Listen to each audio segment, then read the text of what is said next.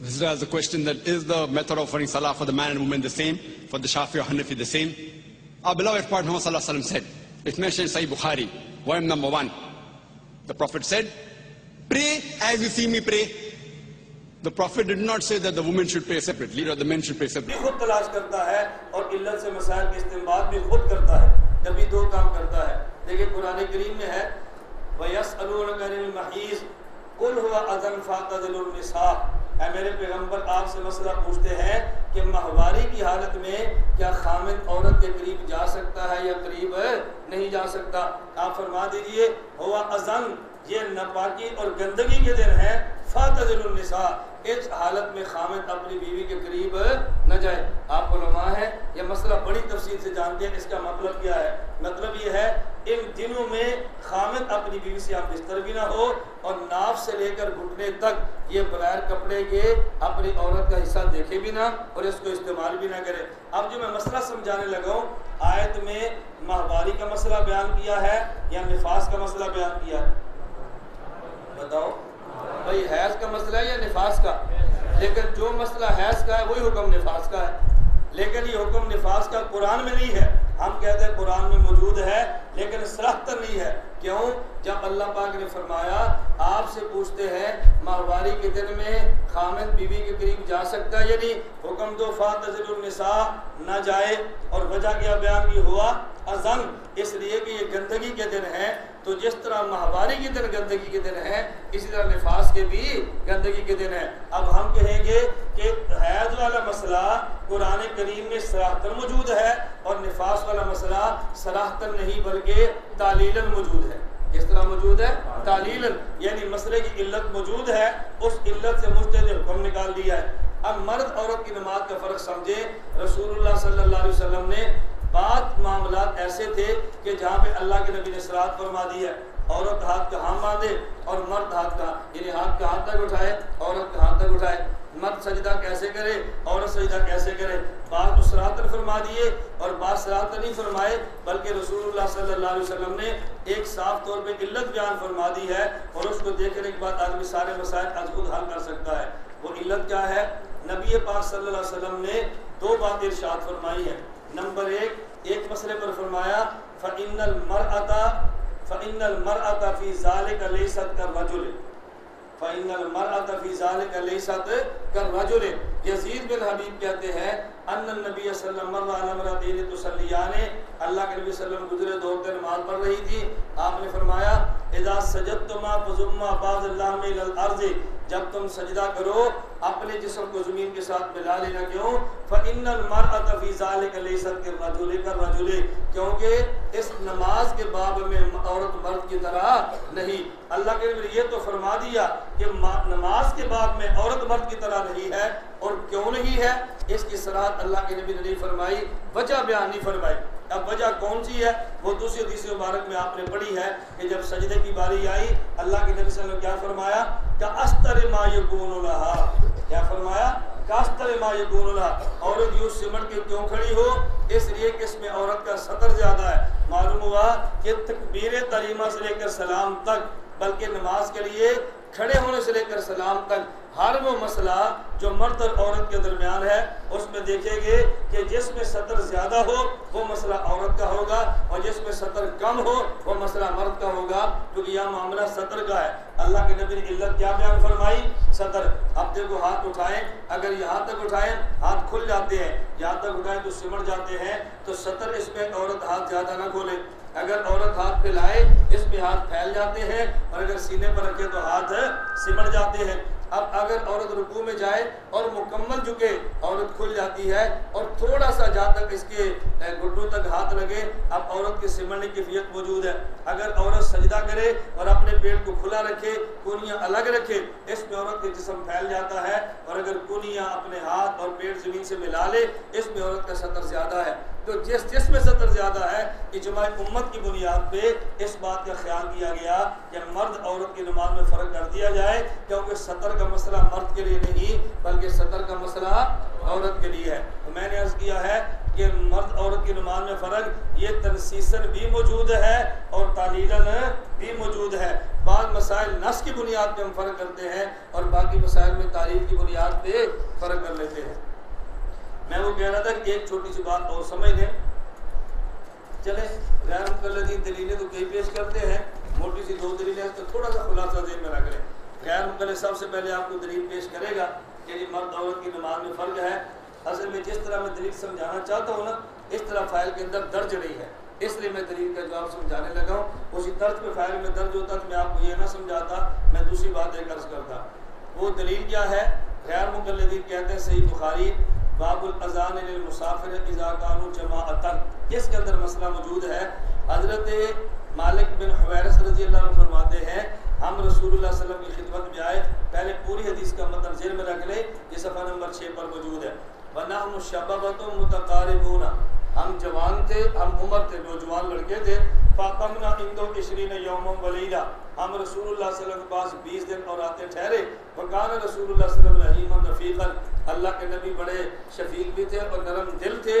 فَلَمَّا ظَنَّ أَنَّا قَدِ اشْتَهَيْنَا أَهْلَنَا, 20 دن میں گزر گئے, رسول اللہ صلی اللہ علیہ وسلم محسوس فرمایا اب ان کو گھر جانے کی ضرورت محسوس ہو رہی ہے. فرمایا سألنا عمن ترکنا بعدنا, ہم سے پوچھا کہ پیچھے تم کون چھوڑ کر آئے ہو, یعنی بیوی ہے شادی شدہ, تمہارے پیچھے کون ہے؟ پھر فرمایا فاخبرنا, ہم نے جب بتا دیا. اللہ کے نبی صلی اللہ علیہ وسلم فرمانے لگے ارجعوا الی اہلیکم, اپنے گھروں کو واپس چلے جاؤ. فاقیموا فیہم, وہاں نمازوں کی پابندی کرنا. وعلموہم, ان کو نمازیں سکھانا. ومروہم, ان کو نمازوں کا حکم بھی دینا. وذکر اشیاء فضوا او قال لا فضوا, باقی بہت ساری باتیں مجھے یاد ہیں, بعض باتیں بھول گئے ہیں. اور آگے فرمایا وصلوا کما رأیتمونی اصلی, یہ غیر مقلدین کی دلیل کی بنیاد ہے کہ رسول اللہ صلی اللہ علیہ وسلم فرمایا گھر چلے جاؤ اور نماز ایسے پڑھنا جیسے تم نے مجھے پڑھتے ہوئے دیکھا ہے. تو یہ اللہ کے نبی کا حکم مردوں کے لیے بھی ہے اور عورتوں کے لیے بھی ہے. معلوم ہوتا ہے کہ جیسے مرد نماز پڑھتا ہے ایسی عورت بھی نماز پڑھے گی, یہ ان کی دلیل کا مدار ہے. اس پر ذرا 2-3 باتیں سمجھ لیں تاکہ آپ کو اندازہ غیر مقلدین کی دلیل یہ کتنی مضبوط ہے یا غیر مقلدین کی دلیل کتنی کمزور ہے, اس کو ذرا اچھی طرح سمجھ. ہم کہتے ہیں پہلی بات یہ سمجھو کہ رسول اللہ صلی اللہ علیہ وسلم فرمایا سلو کما رأیتمونی اصلی, سلو کما رأیتمونی اصلی, اس کو سمجھو. اللہ کے نبی نے فرمایا کہ تم نماز ایسے پڑھو جیسے مجھے پڑھتے ہوئے دیکھا. کہتے یہ سلو کا خطاب سب کو ہے, مردوں کو بھی ہے اور عورتوں کو بھی ہے. ہم نے اگر یہ خطاب سب کو ہے تو پھر اللہ قرآن کریم میں فرماتے ہیں وَأَتِمُّوا الْحَجَّ وَالْعُمْرَةَ لِلَّهِ, حج اور عمرہ اللہ کے لیے کرو. یہ خطاب مردوں اور عورتوں کو سب کو ہے. پھر اس کا مطلب یہ ہے کہ مرد اور عورت کے حج میں کوئی فرق نہیں ہونا چاہیے. کہتے نہیں وہاں تو فرق ہو سکتا ہے, ہم نے کہا یہاں فرق کیوں نہیں ہو سکتا.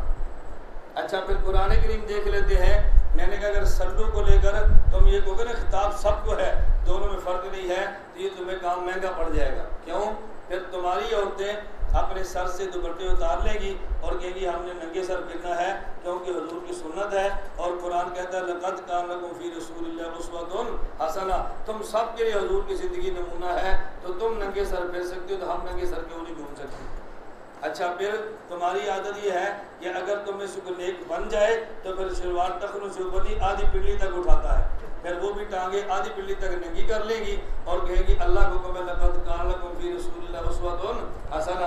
پھر جب تم نماز کے لیے آتے ہو تو تم نے کندھے سے کندھا تم نہیں ملانا ہوتا, البتہ ٹخنے سے ٹخنا ملانا ہوتا ہے. وہ اپنا ٹخنا ساتھ مردوں کے ساتھ ملائے گی کیونکہ حضور کا حکم ہے اور لقد کان لکم فی رسول اللہ اسوۃ حسنہ. پھر اپنا گریبان بھی کھول لے گی کیونکہ اللہ کے نبی نے کبھی گریبان چاک کیا ہے. میں نے کہا بتاؤ کتنا عجیب منظر ہو, ادھر لشکر طیبہ کی مجاہدین ہو, ادھر مجاہدات ہو, اور انہوں نے بھی زلفیں ننگی کی ہو, ان نے زلفیں بکھیری کی ہو, گریبان ان نے بھی کھولا ہو, گریبان ان نے بھی کھولا ہو, شلواریں ٹخنوں تک اوپر اپنی آدھی پنڈلیوں تک کی ہو, اور اللہ کے راستے میں جہاد کے لیے نکلے جیسے حضور نکلتے تھے.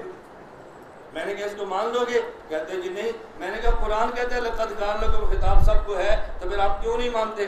آپ فوراً کہیں گے نہیں جی اس سے مراد یہ ہے کہ اللہ کے نبی کی تعلیمات نمونہ ہے, جو مردوں کے لیے مرد عمل کریں اور جو عورتوں کے لیے ہیں عورتیں عمل کریں. ہم نے کہا سلو کما رأیتمونی اصلی کا معنی بھی یہ ہے کہ نماز تم سب نے پڑھنی ہے, لیکن ایسے پڑھو جیسے میں نے ہدایات دی ہیں. مرد مردوں والی نماز پڑھیں, عورت عورتوں والی نماز پڑھیں. بات سمجھ آ گئی؟